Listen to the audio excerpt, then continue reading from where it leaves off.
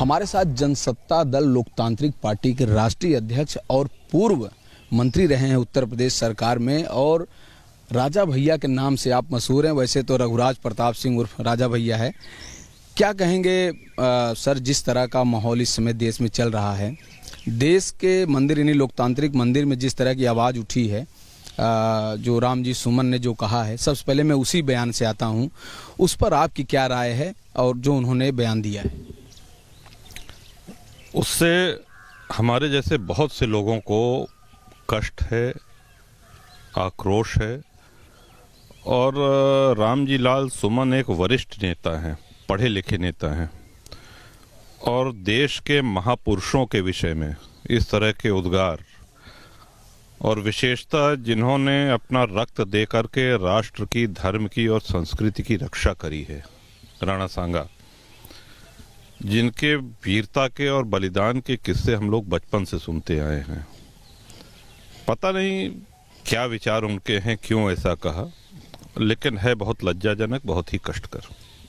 Sir, क्या ये लोग चॉइस की किताबें भी पढ़ते हैं क्या हिस्ट्री में भी दो आंख करते हैं क्या? इतिहास राणा सांगा का सब जानते हैं कि किस तरह से वो देश के लिए लड़े थे या उनका पूरा जीवन कैसा रहा, लेकिन जिन तथ्यों को वो रख रहे हैं, क्या इन लोगों को अलग हिस्ट्री कोई पढ़ाई जा रही है या कुछ और लोग सोर्स ले रहे हैं? नहीं, इतिहास तो देखिए एक ही होता है। इतिहास दो नहीं होते, इतिहास एक होता है। देखने का नजरिया अलग होता है। अच्छा, बहुत वर्षों से हमारे भारतीय इतिहास पे वामपंथियों का प्रभाव रहा है। उन्होंने इतिहास को विकृत करने का प्रयास किया है, इतिहास को तोड़ने मरोड़ने का प्रयास किया है। इसीलिए एक इतिहास पुनर्लेखन आयोग एक ऐसा होना चाहिए जिसमें इतिहास जैसा था वैसा हम सबको बताया जाए, सुनाया जाए। मैं इतिहास का ही छात्र हूँ, इतिहास का ही विद्यार्थी हूँ, अभी भी अपने आप को छात्र ही मानता हूँ। और भारत के अगर 10 महापराक्रमी लोगों का नाम लिया जाए तो उसमें राणा सांगा का नाम आएगा। बिल्कुल। आप और उन्होंने ये जो कहा कि साहब उनके आमंत्रण पे बाबर आया, बाबर को राणा सांगा ने कहीं कोई आमंत्रण भेजा ही नहीं था। इब्राहिम लोदी दिल्ली का सुल्तान था, उसको 3 बार राणा सांगा हरा चुके थे। हमारे साथ जनसत्ता दल लोकतांत्रिक पार्टी के राष्ट्रीय अध्यक्ष और पूर्व मंत्री रहे हैं उत्तर प्रदेश सरकार में, और राजा भैया के नाम से आप मशहूर हैं। वैसे तो रघुराज प्रताप सिंह उर्फ राजा भैया है। क्या कहेंगे सर, जिस तरह का माहौल इस समय देश में चल रहा है, देश के मंदिर यानी लोकतांत्रिक मंदिर में जिस तरह की आवाज़ उठी है, जो राम जी सुमन ने जो कहा है, सबसे पहले मैं उसी बयान से आता हूं, उस पर आपकी क्या राय है और जो उन्होंने बयान दिया है? उससे हमारे जैसे बहुत से लोगों को कष्ट है, आक्रोश है।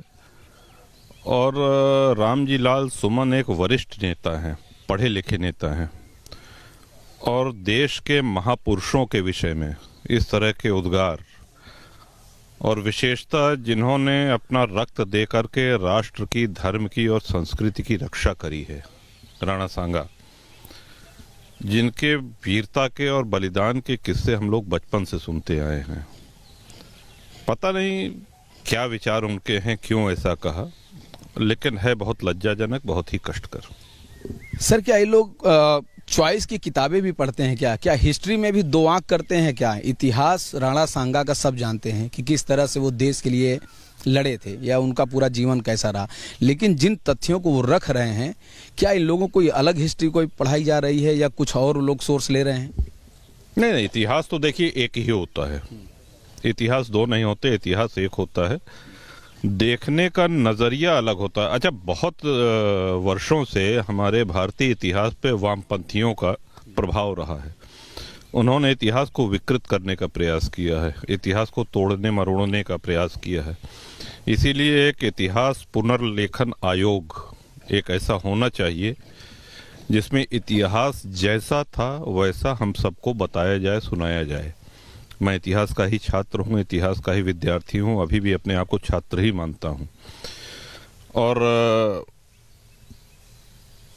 भारत के अगर 10 महापराक्रमी लोगों का नाम लिया जाए तो उसमें राणा सांगा का नाम आएगा। बिल्कुल आप और उन्होंने ये जो कहा कि साहब उनके आमंत्रण पे बाबर आया, बाबर को राणा सांगा ने कहीं कोई आमंत्रण भेजा ही नहीं था। इब्राहिम लोदी दिल्ली का सुल्तान था, उसको 3 बार राणा सांगा हरा चुके थे। हमारे साथ जनसत्ता दल लोकतांत्रिक पार्टी के राष्ट्रीय अध्यक्ष और पूर्व मंत्री रहे हैं उत्तर प्रदेश सरकार में, और राजा भैया के नाम से आप मशहूर हैं। वैसे तो रघुराज प्रताप सिंह उर्फ राजा भैया है। क्या कहेंगे सर, जिस तरह का माहौल इस समय देश में चल रहा है, देश के मंदिर यानी लोकतांत्रिक मंदिर में जिस तरह की आवाज़ उठी है, जो राम जी सुमन ने जो कहा है, सबसे पहले मैं उसी बयान से आता हूं, उस पर आपकी क्या राय है और जो उन्होंने बयान दिया है? उससे हमारे जैसे बहुत से लोगों को कष्ट है, आक्रोश है। और रामजी लाल सुमन एक वरिष्ठ नेता हैं, पढ़े लिखे नेता हैं, और देश के महापुरुषों के विषय में इस तरह के उद्गार, और विशेषतः जिन्होंने अपना रक्त दे करके राष्ट्र की, धर्म की और संस्कृति की रक्षा करी है, राणा सांगा, जिनके वीरता के और बलिदान के किस्से हम लोग बचपन से सुनते आए हैं। पता नहीं क्या विचार उनके हैं, क्यों ऐसा कहा, लेकिन है बहुत लज्जाजनक, बहुत ही कष्टकर। सर, क्या ये लोग चॉइस की किताबें भी पढ़ते हैं क्या हिस्ट्री में भी 2 आंख करते हैं क्या? इतिहास राणा सांगा का सब जानते हैं कि किस तरह से वो देश के लिए लड़े थे या उनका पूरा जीवन कैसा रहा, लेकिन जिन तथ्यों को वो रख रहे हैं, क्या इन लोगों को अलग हिस्ट्री कोई पढ़ाई जा रही है या कुछ और लोग सोर्स ले रहे हैं? नहीं, इतिहास तो देखिए एक ही होता है। इतिहास 2 नहीं होते, इतिहास एक होता है। देखने का नजरिया अलग होता है। अच्छा, बहुत वर्षों से हमारे भारतीय इतिहास पे वामपंथियों का प्रभाव रहा है। उन्होंने इतिहास को विकृत करने का प्रयास किया है, इतिहास को तोड़ने मरोड़ने का प्रयास किया है। इसीलिए एक इतिहास पुनर्लेखन आयोग एक ऐसा होना चाहिए जिसमें इतिहास जैसा था वैसा हम सबको बताया जाए, सुनाया जाए। मैं इतिहास का ही छात्र हूँ, इतिहास का ही विद्यार्थी हूँ, अभी भी अपने आप को छात्र ही मानता हूँ। और भारत के अगर 10 महापराक्रमी लोगों का नाम लिया जाए तो उसमें राणा सांगा का नाम आएगा। बिल्कुल आप और उन्होंने ये जो कहा कि साहब उनके आमंत्रण पे बाबर आया, बाबर को राणा सांगा ने कहीं कोई आमंत्रण भेजा ही नहीं था। इब्राहिम लोदी दिल्ली का सुल्तान था, उसको 3 बार राणा सांगा हरा चुके थे।